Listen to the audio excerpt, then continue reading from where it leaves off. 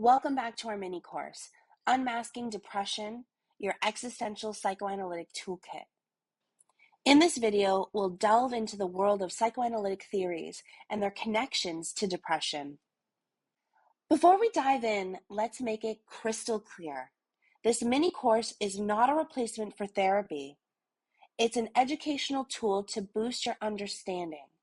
Remember, seeking professional help when needed is essential. Sigmund Freud, Melanie Klein, Erik Erikson, and Nancy McWilliams. These names are synonymous with psychoanalysis, and they have made significant contributions to our understanding of depression. Research suggests that depression is not just a biological issue, such as a chemical imbalance in the brain. It's also a psychological, social, environmental, spiritual, and a philosophical issue. So in other words, depression affects your body, your mind, your social life. Depression influences your environment, can impact the ways in which you perceive the world. The educational journey you have embarked on to understand the depths of depression is not solely focused on ways to increase happiness. Rather, the focus of this mini course is to help you learn that depression can change one's core personality. And by understanding who you are, including your unconscious needs, wants, hopes, and fears, you are better able to find meaning in your life, which can induce feelings of happiness. So let's explore these depressive psychoanalytic theories in more detail. Our first stop is the brilliant mind of Sigmund Freud. We'll explore the groundbreaking work on mourning and melancholia. Freud's perspective on the transition from mourning to melancholia is both enlightening and thought-provoking. It provides us with deep insights into the emotional process that underlie depression. Next, we'll shift our focus to Erik Erikson and his psychosocial stages of development. You'll discover how these stages are intimately connected to the experience of depression. Erikson's work is a treasure trove of knowledge, and we'll be navigating through his stages to gain a better understanding of this complex relationship. Following Erikson, you'll learn more about Melanie Klein's object relations theory. We'll unravel the intricate web of relationships and emotional dynamics that play a pivotal role in the context of depression. This knowledge will provide a deeper comprehension of the psychoanalytic approach in order to enhance your understanding of depression. Our final destination in this module takes us to the world of depressive personality structures, as outlined by Nancy McWilliams. You will learn what encompasses the depressive personality structure, including personality traits, attachment struggles, and relationship issues. By the end of this mini course, you'll have a solid foundation of the psychoanalytic perspective on depression, thanks to the contributions of these key figures. So buckle up, get ready to explore these captivating ideas, and let's journey together into the realm of psychoanalytic exploration. Let's begin with Freud. You see, Freud had a knack for peering into the nooks and crannies of our psyche. In his theory, he associated mourning to a broken heart, similar to the loss we might feel when we lose a loved one. We've all been there, right? The pain, the sadness, the eventual healing. But here's where it gets fascinating. Freud compared this mourning process to another state, melancholia. Now, what's melancholia? So mourning is straightforward. It's about grieving a loss. You know what you've lost, and you're sad about it. But melancholia, well, it's a little bit trickier. In melancholia, the source of the pain isn't so clear-cut. It's like a cloud that hangs over you, and you're not quite sure why. Freud believed in mourning. You mourn the loss of someone or something external. Again, like a loved one or a job. But in melancholia, the pain is turned inward, and you're mourning the loss of something internal. Often a part of yourself, an ideal, or even your internalized perception of a loved one. Think of it like this. When you mourn, it's as if you're mourning the loss of a cherished friend, someone who is external to you. But in melancholia, you're mourning the loss of a friend who lived inside you, deep in your psyche, which can spark a sea of intrusive or self-deprecating thoughts. According to Freud, this can lead to feelings of self-loathing, guilt, and a sense of emptiness. Now, why is this important in the context of depression? While understanding the distinction between mourning and melancholia can help us grasp the complexity of depression.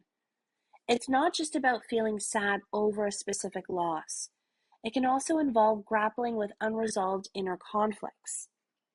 Freud's theories laid the groundwork for exploring these deeper emotional landscapes. So when we talk about exploring depression using a psychoanalytic approach, we're diving into these intricacies of the mind, helping individuals process their internal losses and gradually find their way to healing. And there you have it, a brief insight into Freud's theory on mourning and melancholia. It's like peeling back the layers of the human psyche, and it's truly fascinating. Now let's talk about Erik Erikson. Erikson was quite the trailblazer in understanding how our lives unfold, and his theory offers a unique lens to view depression. So imagine life as a series of interconnected stages, much like chapters in a book. Erikson outlined 8 of these stages, and they each involve a crucial conflict or challenge we must overcome. From infancy to old age, these stages guide our emotional and psychological development.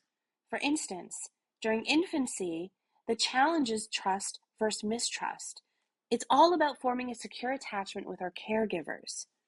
As we grow, each stage presents new hurdles, like autonomy versus shame in toddlerhood, and identity versus role confusion in adolescence.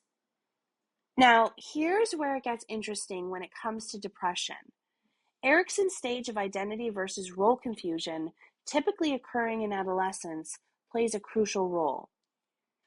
It's during this time that we start to discover who we are and what we want out of life.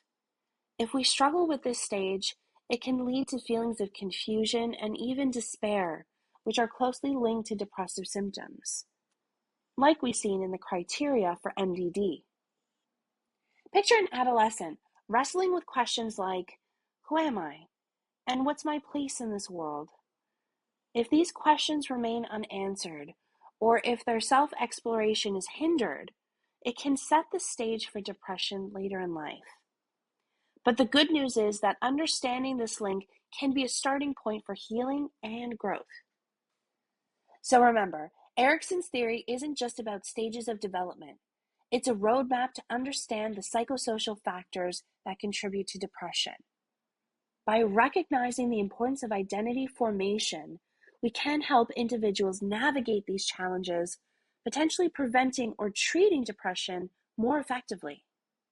Melanie Klein, a prominent figure in psychoanalysis, gave us valuable insights into how our early relationships shape our emotional world.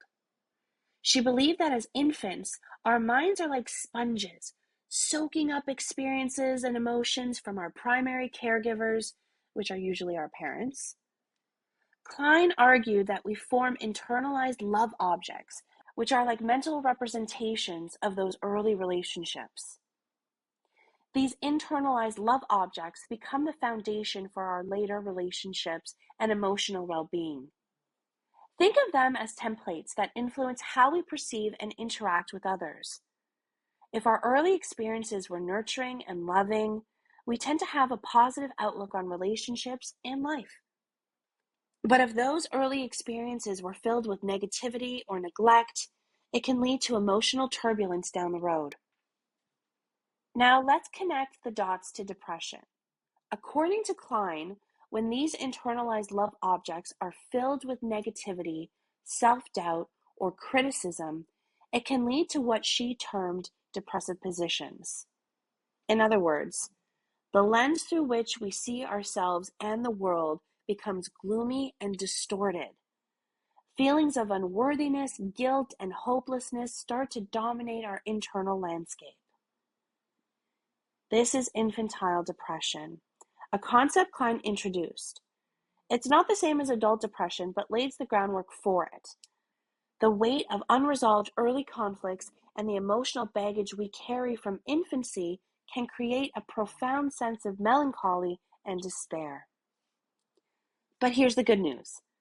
Understanding this connection is a pivotal step towards healing.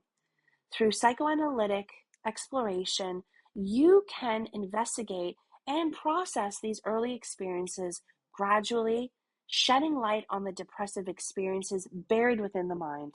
In a nutshell, Melanie Klein's theory on object relations shed light on how our early relationships and internalized love objects can be at the heart of depressive struggles. It's like peeling back the layers of the emotional onion to uncover the roots of our suffering. I hope you found this material both informative, intriguing, and as well as insightful. In the next part of this module, we'll delve deeper into Nancy McWilliams' concept of the depressive personality structure, so you can have a more clear picture. What is the depressive personality structure according to Nancy McWilliams? Well, it's a unique lens through which we can view and understand depression. McWilliams, in her influential book, Psychoanalytic Diagnosis, paints a vivid picture of a person who, at their core, is deeply affected by an underlying sense of sadness and loss. Imagine a person who tends to view life through a lens of doom and gloom. They may be highly critical of themselves, ever striving for perfection. Their internal world is often marked by a pervasive feeling of guilt and self-blame, even when they're not at fault. It's as if they carry the weight of the world on their shoulders, always fearing that they might have somehow caused the problems that they face. The depressive personality structure reflects how these individuals cope with feelings of loss and disappointment. They're highly attuned to their own suffering and are often sensitive to the suffering of others. They may find themselves consistently seeking to make amends for perceived wrongs, sometimes to an excessive degree. In relationships, they may feel prone to seek out partners who mirror their own sense of inadequacy, creating a sort of self-fulfilling prophecy. People can unconsciously seek out a partner or a friend who possesses the same depressive personality structure. The unconscious wish for the individual is to find a romantic partner or friend who can be that parent substitute by providing safety, unconditional love, nurturing, and acceptance. In this case, hope can soon fade when the wish for the ideal substitute parent is not fulfilled by the romantic partner or friend, which can then reinforce the intrusive thoughts associated with feeling rejected and or abandoned. This can lead to a cycle of recurrent disappointment and further reinforce your endorsed depressive symptoms. Overall, the depressive personality structure, as described by Nancy McWilliams, is a profound way to understand how some individuals experience and cope with depression. They live in a world colored by sadness, guilt, and a quest for perfection. Understanding this perspective is a crucial step in tailoring effective psychoanalytic interventions to break free from the chains of depression. So in this module, we explored the psychoanalytic theories of Freud, Erikson, Klein, and McWilliams, and connecting their insights to depression. Understanding these concepts empowers people like you to focus on your self-care and can motivate you to actively work towards your goals in building insight and understanding your mind further. For your reading pleasure, here's a list of the references I used. If you are interested in doing more research, you can pause the video here and take note of the resources that are most appealing to you. You have now completed the second module. Congratulations! You are now educated on the fundamental psychoanalytic theories associated with depression. In the third module, we'll explore the existential theories of depression.